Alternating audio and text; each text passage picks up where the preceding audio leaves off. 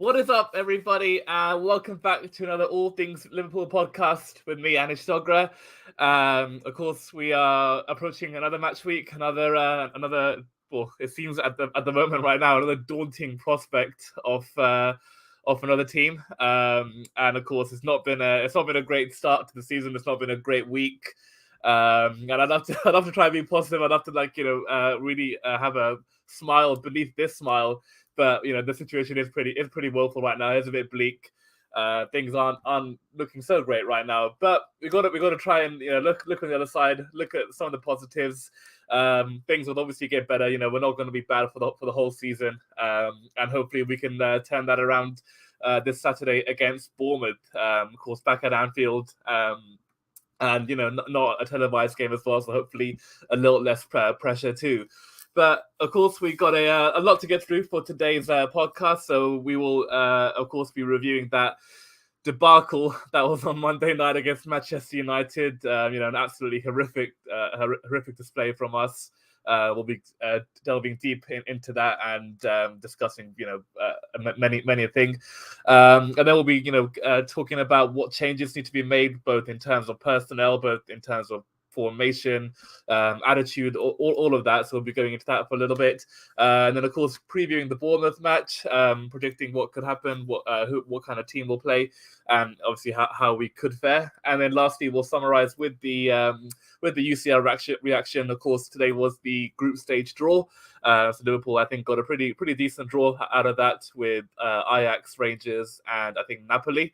So we'll be talking about that, and then discussing who could potentially be the winners this season, where Liverpool might end up, and how far they might go. So without further ado, let's start with the game on Monday night, and I think we'll begin with how I left off with the last podcast, and talking about how we would have won that game. We were going to win that game if we just did two things: don't play the occasion and play the opponent, which of course United were not in a good state of mind. They had a really poor start to the season, even worse than us. We're still missing some players, and of course still have a lot of work to do behind the scenes. And then the second thing, which is something that I didn't really talk about and I didn't feel I had to talk about, was going into it with the right attitude. And I think that's something that we'll talk about deeply in the next 10 minutes or so. From the get-go, I think everyone's expecting that Manchester United were going to come out all guns blazing, like a house on fire, because they had to. And like any team, when they have a bad result the week before, automatically in the next game you're going to come out really fast and really, really strong. It's like how we performed against Fulham, and then against Palace. Fulham we didn't play particularly well, and then against Palace we started very, very well. We started strongly, but obviously Palace held on in that moment of time. And United, they were very, very good. I think we should also give them a bit of credit with their pressing style, their aggressiveness on and off the ball, the way they ran, the way they sprinted, the distance that they covered.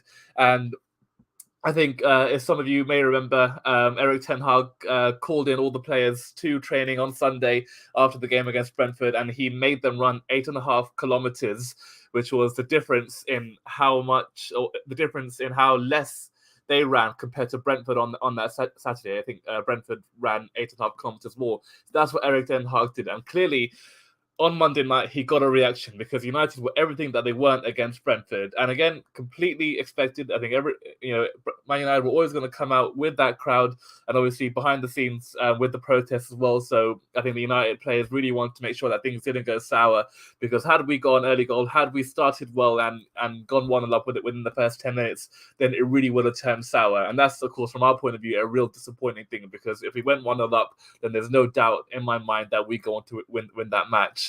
But lo and behold, we weren't at it. I think, again, like with the Fulham game, it was a bit to do with our mindset, in the sense that we thought that Man United, they're not in a good state of mind, they're not in good shape, they don't have the players that they want right now, they may not have the team that they want right now, and of course the things that were going off the pitch with the protests against the Glazers. And clearly a lot of our players thought, okay, we can maybe go at this with a 6 out of 10, 5 out of 10 even, in terms of intensity, in terms of performance, and kind of coast our way through. But little did they know that United were going to come out like that, and it really caught them by surprise. I mean, United were creating the chances. We were flat-footed. We were standing still. Of course, we had injuries, which is obviously a big part. But even with the team that we had out there, Joe Gomez coming in, which I was very happy about. I thought he was going to make a difference with that added pace. And essentially, it was the back five that won us the title with Trent and Robbo on either side, and then Virgil and Gomez in the middle with Ali behind them. And of course, in midfield, wasn't again first choice due to injuries or due to selection and form. Of course, Fabinho hasn't been in great form, but even then, in a game of that magnitude and given our lack of options, I still felt he should have been starting.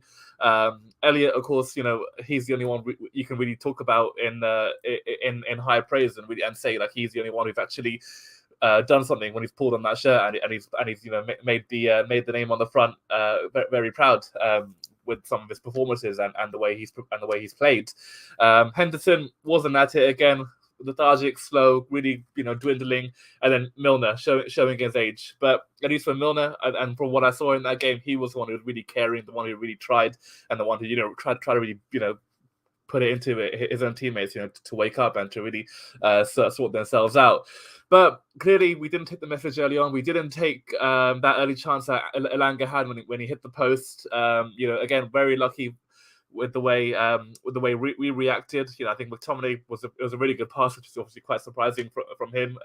He's obviously a great midfielder, but he pulled one out of the hat, and I think it was Rashford who ran in behind, laid it off for Elanga, and then if it was an inch or two to the left, it's 1-0 United within the first 5 minutes. But again, from our point of view, when we lose the ball in transition, we do not react quick enough. Van Dijk is not in the right position. He's flat-footed. Gomez, when he does come over, he's too weak in the challenge. He has to be stronger because he got there, Gomez. He got there in time, and he made sure that he could give himself a chance of putting a tackle away, and he just pulls out. Obviously, he might be mentally not quite at it in terms of his injuries. Obviously, when you come out from a long-term injury, and when you come back from, or when you constantly have injuries, you're very fearful about your body, and one tackle to the ground or one stretch could rule you out of action for 6 weeks. So maybe that was in the back of his mind, but he had to take that challenge. He had to try and win it, and if luck is on your side, then it's on your side. But we got away with one there. Elanga hit the post to our fortune, and a warning sign within the first 5-10 minutes. But again, didn't take it, didn't start, didn't do anything that we have been doing in the last 3-4 years under Klopp, and things that we have been doing in the last couple of weeks in terms of the matches against Palace and against Fulham, and that is continuing to start slow, continuing to give the opposition chances, and being the total opposite of what we were in the years we won the European Cup and the league title, and even last season winning the 2 cups and winning a lot of matches. And then the goal, I could probably be here for the next hour talking about the goal. For starters, give the ball away. Number 1 mistake. Number 2, and I am the last person, and as you've seen from all these podcasts, I'm always there to defend Trent because he's not a perfect right back. There's very few in this game now who are. Most fullbacks prioritize attacking, but for that goal, he's jogging. He's jogging. Like, he's not making any effort whatsoever to defend his goal, to keep a clean sheet, to make sure that we are coming away with this match with the bragging rights and really stamping our authority. And I'm not sure whether it's a case of tiredness, which obviously is a fair point given the campaign we had last season, playing every single match possible and putting in so many high performances and so many draining performances. Of course, it would take his toll. I understand that, but he had the summer off. He didn't really play many games with England in the Nations League at the back end. I think he played 1 match and that's it. So he had the full 4 or 5 weeks of holiday. He had the preseason. He looked really, really good as well against Manchester City. He defended well in that match. Scored a goal, created chances, and did everything that we all know Trent can do. But against Palace, he was okay against Palace. I'll give him that. He created some very good chances, and some of his passing was unbelievable. But against Fulham, very poor. Of course, we'll excuse him for that Mitrovic goal. But against United, it was just simply unforgivable. Like, he's allowing Eriksen to play that pass, and it's a very good pass, and it's a very good little run in behind from Elanga.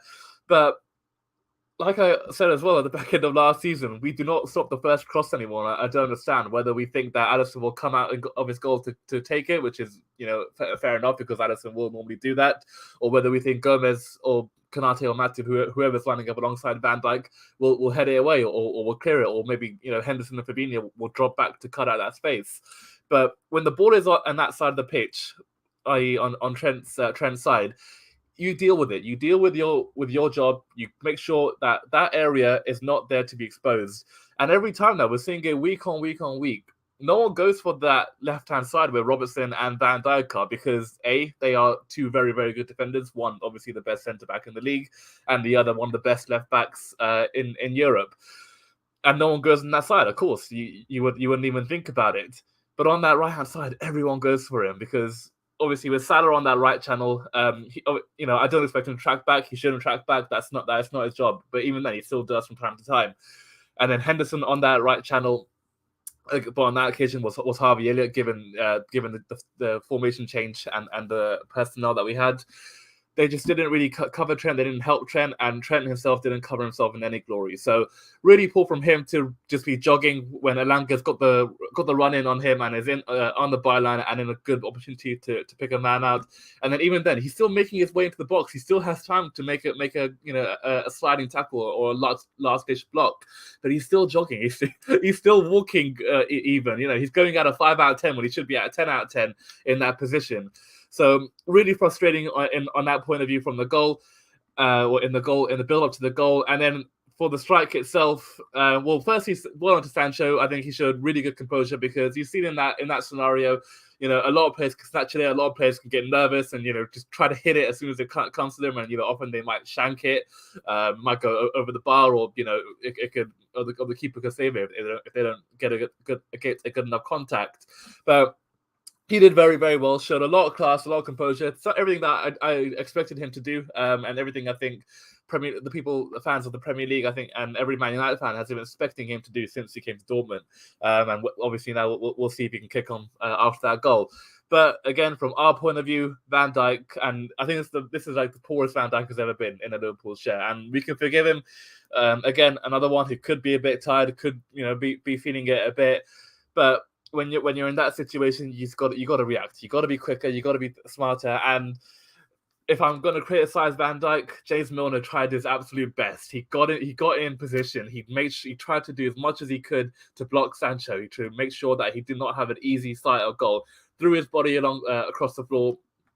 And the guy who's 37 years old now, so if he can do it, if he's still putting his 100% best in every single time, granted, obviously he might not be at the top of his level, which is clearly understandable, and Milner should not even be doing the things he should be doing right now. He shouldn't even be in the first team, and I think Milner will probably agree that himself. He should be a bit part player, someone plays in the cup games, someone who comes on for 30 minutes in a match, or someone who you bring on to see a game out. But he tried his best, and if he can do it, and if he's putting in that effort, then Van Dijk can do the same. Trent can do the same. Robertson can do the same at left back. Henderson could do the same. When your vice captain's doing more than you are, then that's saying something. So poor from Van Dijk.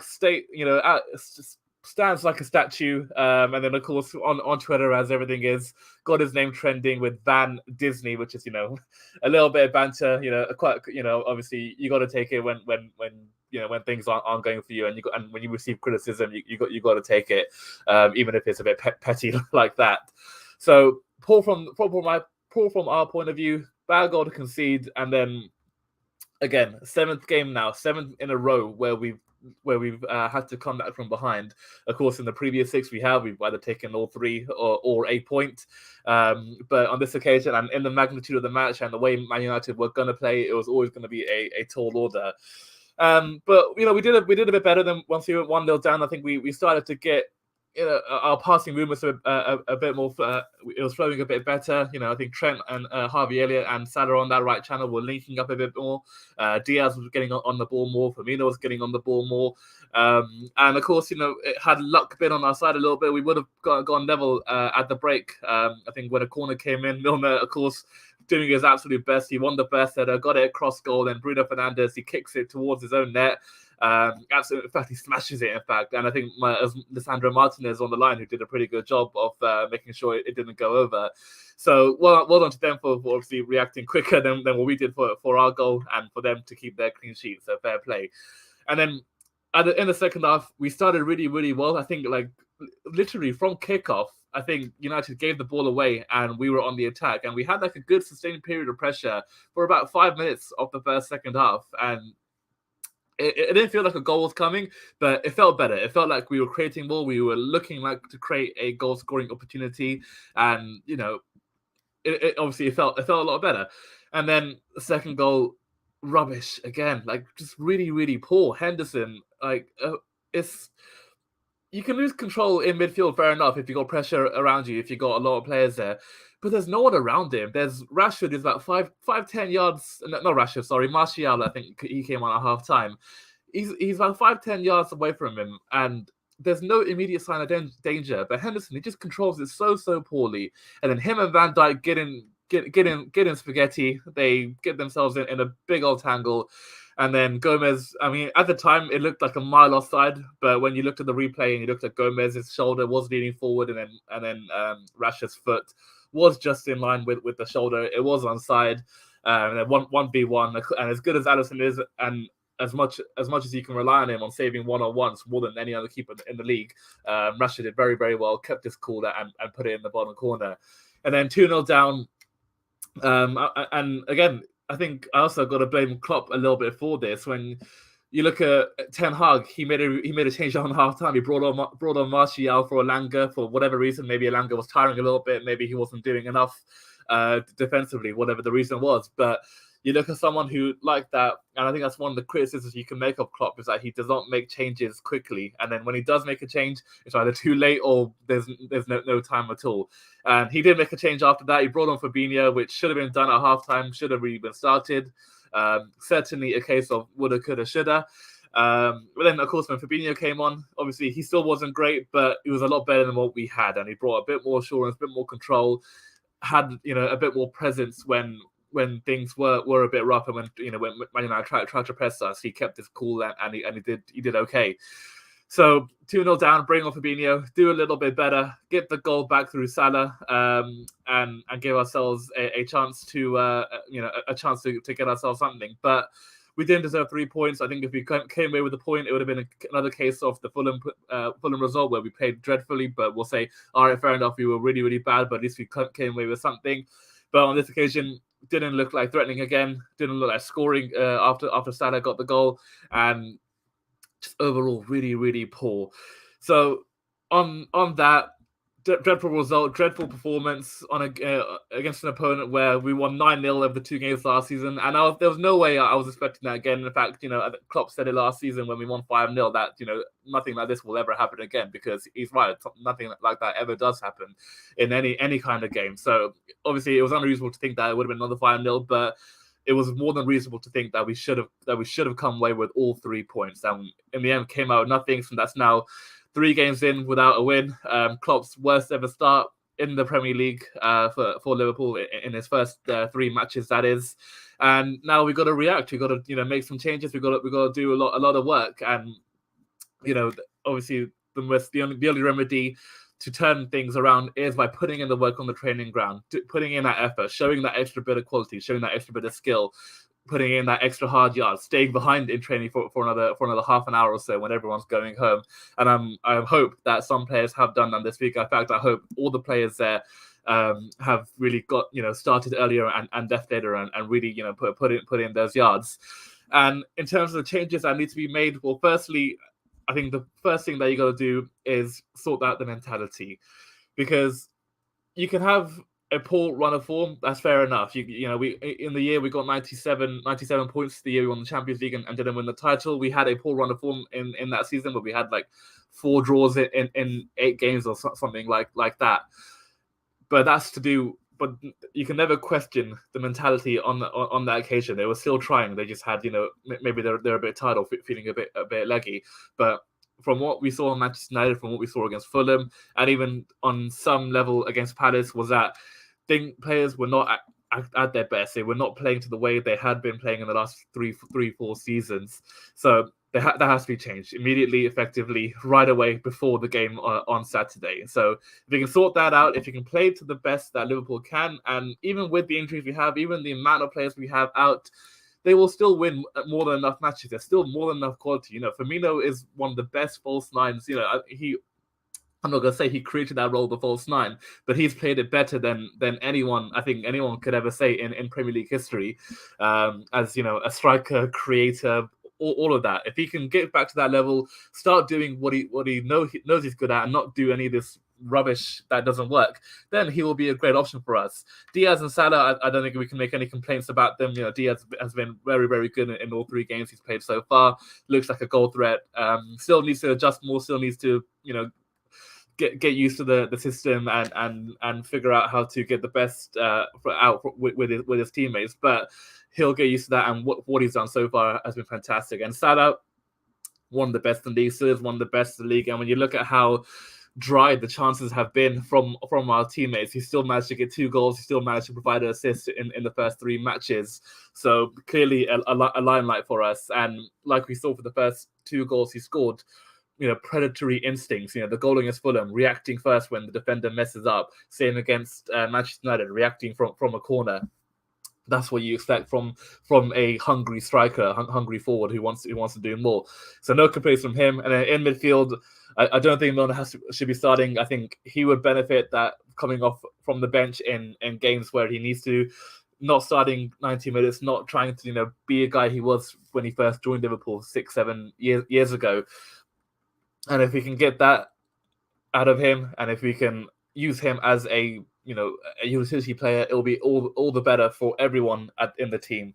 Fabinho, Henderson, they need to sort themselves out. They need to be at it. They need to be a lot stronger than they have been, and they just need to be just how they were. Really, there's obviously it's not rocket science. The players know how good they are. They know what they've done. They know what they just did a couple of months ago when they nearly did the unthinkable by winning all 4 trophies. So it's still there. It's just they got to sort themselves out. And if they do, we'll be all for the better for it. Same again in defense. Robbo and Trent, the wide men, they've not been able to contribute much going forward. They've not been able to do much at the back. And same goes to Van Dijk and Gomez. I'm not going to really criticize too much because he's not played this season. That was only his first game. Has had a couple of niggles here and there. So I think a run of form could absolutely help him. And hopefully he can stay injury free from that. But with Van Dijk, he has to help sort himself out. He has to clear his head, whatever's going on through his mind. Get it out of him, and once he does that, we'll be seeing the same Van Dijk that we have been in the last 4 or 5 years. So that's the first thing. Sort of the mentality, and that will change. But in terms of personnel, I really think we should be changing have a change in formation. Now, of course, we all know the situation with our midfield. There's so many players out. In fact, I think there was a tweet from James Pearce, one of the most recognizable Liverpool journalists. We are 1 player away from fielding a starting 11 in terms of the players we have out injured. We have Kelleher, our sub-goalkeeper, Calvin Ramsey, the backup for Trent, who hasn't kicked the ball yet since coming in the summer. Konate and Matip, of course, in defence. Then in midfield, we've got Thiago, Keita. I say that as a big shock.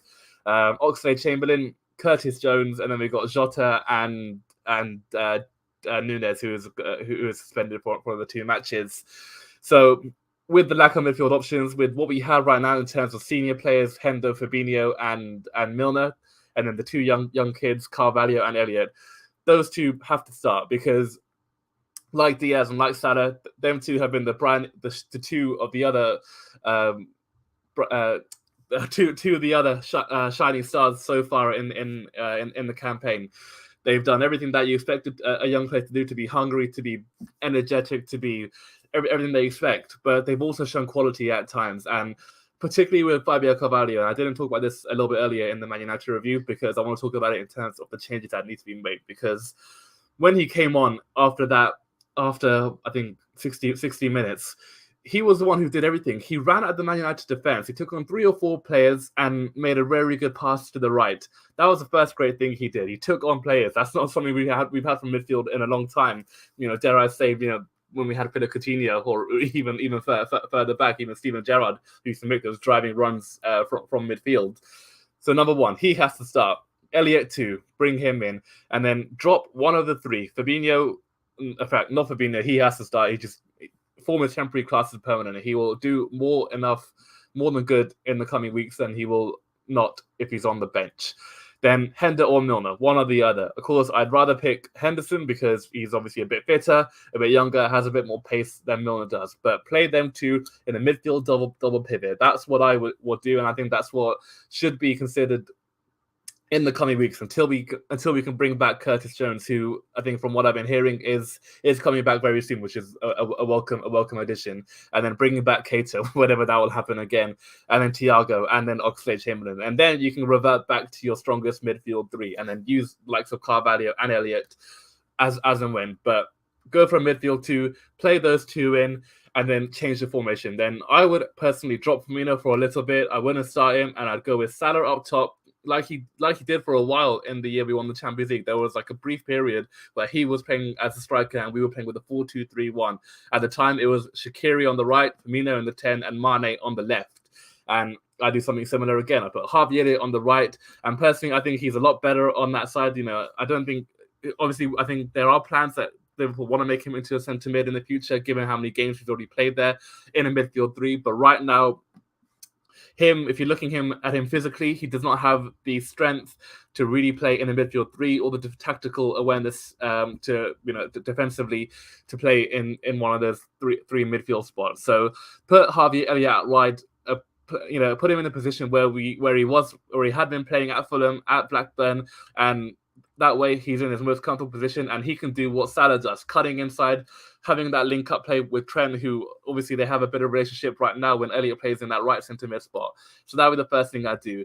Carvalho in the 10, give him that position that he played at Fulham last season when they were promoted. He was fantastic, linked up very well with Mitrovic, played a lot of good passes to him, linked up with Wilson, and overall was the creative spark in that position. Of course, Liverpool, it is too much to be asking a teenager. It's unfair to be asking it, but with the predicament we're in right now, the things that we have been going through, I think it needs our must, at least for a while. And then again, like Curtis Jones, I think Diogo Jota will be back next week. So I don't think he'll be playing. He won't be playing against Bournemouth. I don't think he'll play against Newcastle. There is a chance he could be on the bench against Everton. I think they said at the end of August, early September. So Everton will be the next game after that. He could be available.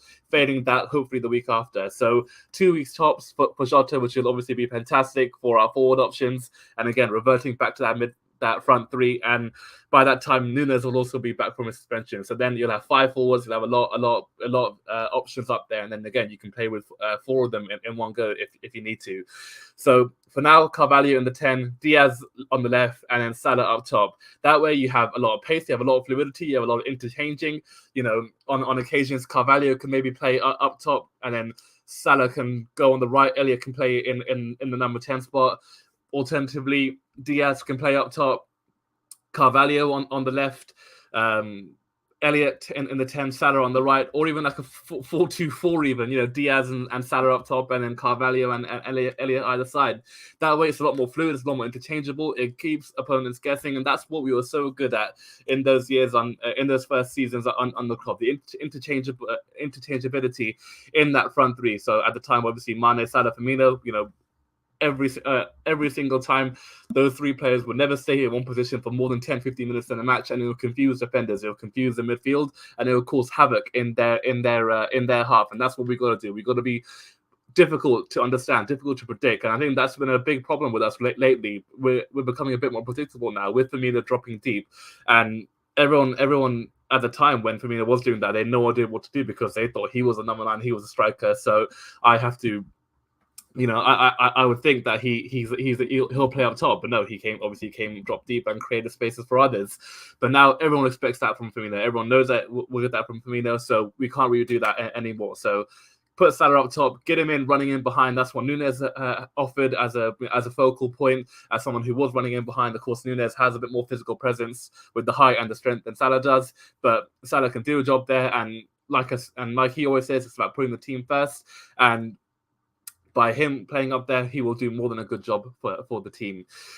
So that's the changes I'd make, and then in defense, with Robbo, I'd take him out, give him a little bit of break, because I actually think he is the one who's suffering from tiredness, because out of all the players from preseason, he's the one who had the most strenuous off season with Scotland.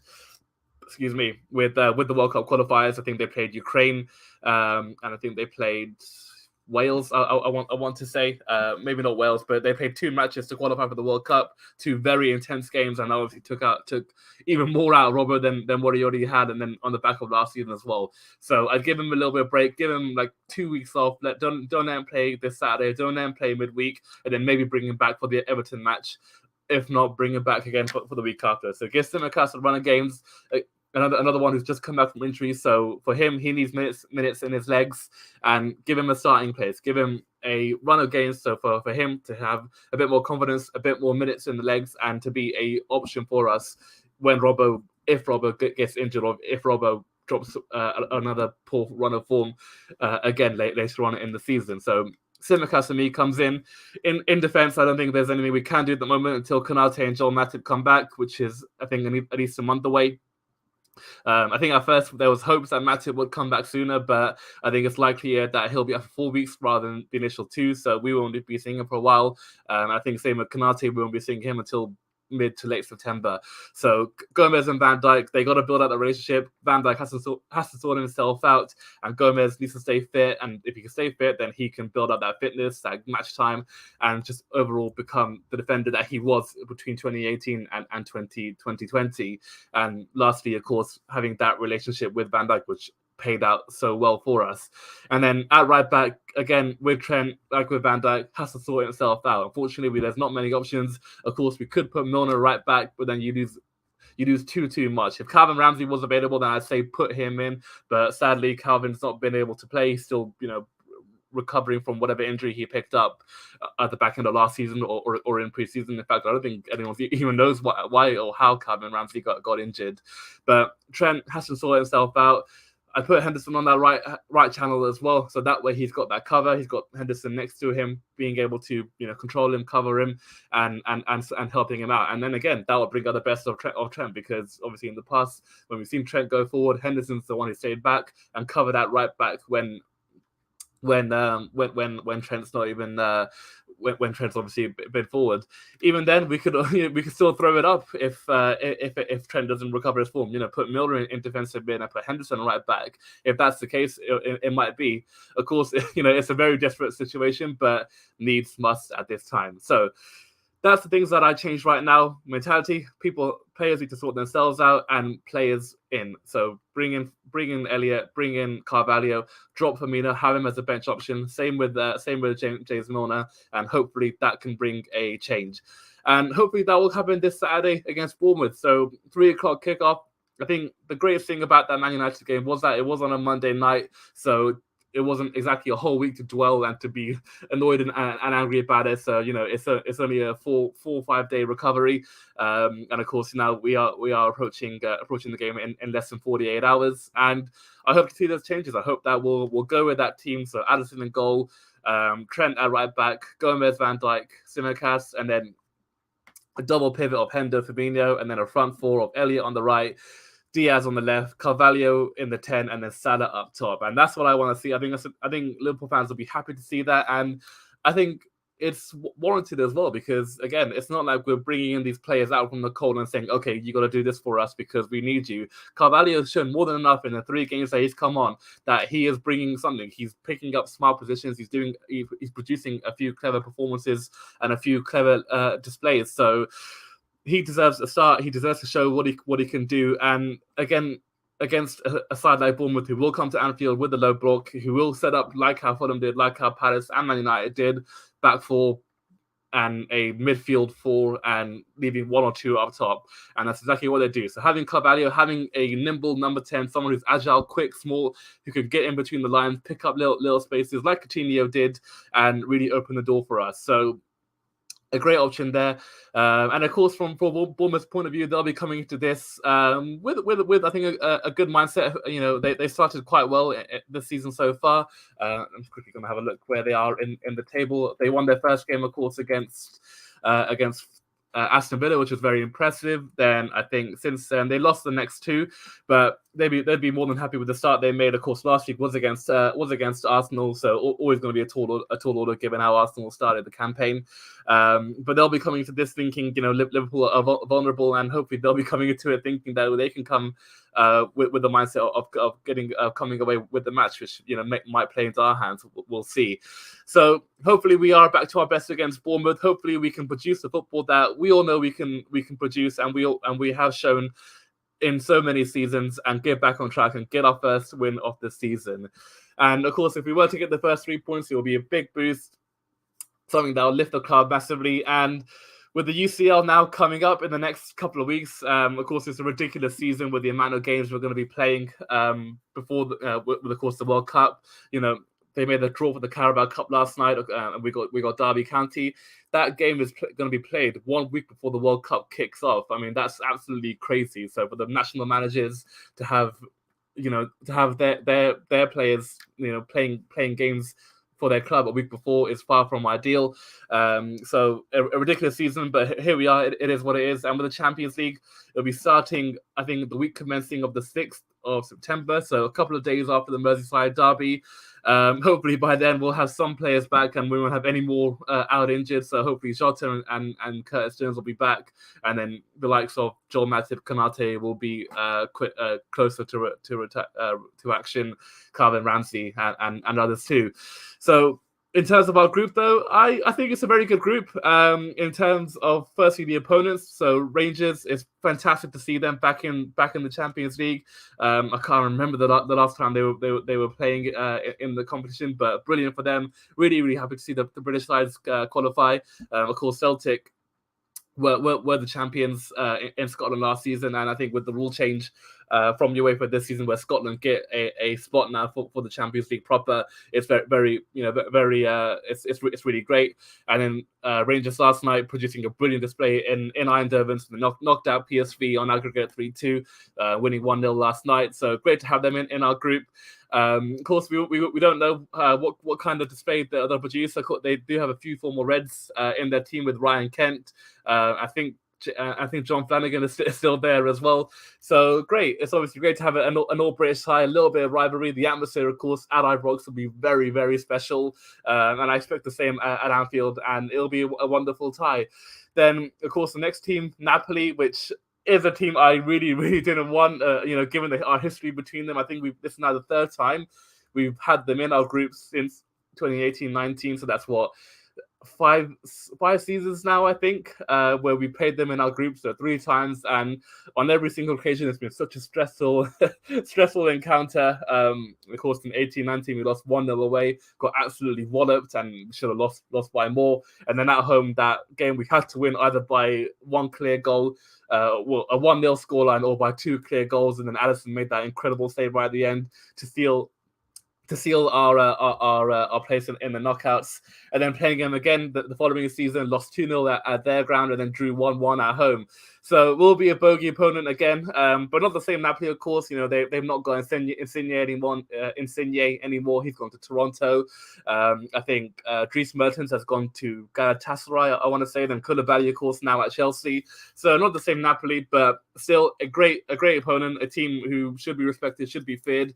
Of course, their atmosphere and their fans absolutely brilliant. Going to the San Paolo, obviously a very historic ground, and I expect that to be a very tough tie. And then last but not least, Ajax, which I think, given that we were in pot 2, could have been a lot worse. We could have had PSG or Real Madrid, who I was absolutely fearing if we had got again. Obviously they are the best in Europe. It's just a fact. But more mentally, given what they've done to us in the last couple of years, knocking us out in 2021, and then of course the two finals in between either side of those. So okay with Ajax, again, a really great opponent in terms of traveling, in terms of distance, with all 3 opponents, 3 really close locations, which is great. So obviously in terms of legs and in terms of timings, it won't matter too much for our players. And with Ajax, again, a great team, a great history, and a nice opponent in terms of in terms of the players they have, of course, they have lost again a few players over the summer and could still yet lose a few more. Anthony, for example, is still being very heavily linked with Manchester United. But again, a team that you want to play, given that they aren't too strong, but they're not that weak either, and a great opportunity to, of course, scout some of their players. Of course, with Ajax, probably the great academy in football where all the top players that have been produced and will always continue to be produced and created. So a chance for us to be looking at some of their players and maybe eyeing up who we could bring in the next transfer windows. So a good group. 3 good teams, and of course, when the time comes, we'll obviously know a bit more about how we'll be going into it. Whether we'll be going into it with more poor form, or whether we'll be going into it on the back of three straight wins and feeling a lot better and having more players back. So we'll see when it comes, and hopefully we can qualify from our group as group winners. Whether we can do 6 out of 6 again like we did last season, a big question, but who knows? Only time will tell. So, anyways, that is all we've got for today. I hope you will enjoy this little bit of a longer version of the podcast in comparison to previous weeks. We'll, of course, be back again next week. Potentially, we might do a show on Monday or Tuesday to, of course, recap the game that went on against Bournemouth. Obviously, discuss about any potential transfers. That's something I didn't really talk about today, even though there's been a couple of new links recently. I think the most recent one I saw was Frankie de Jong. Whether that's true or not remains to be seen. But yeah, potentially we'll be back on Monday or Tuesday to review this match, preview the Newcastle game, which is of course a midweek game, so the first of the midweek fixtures.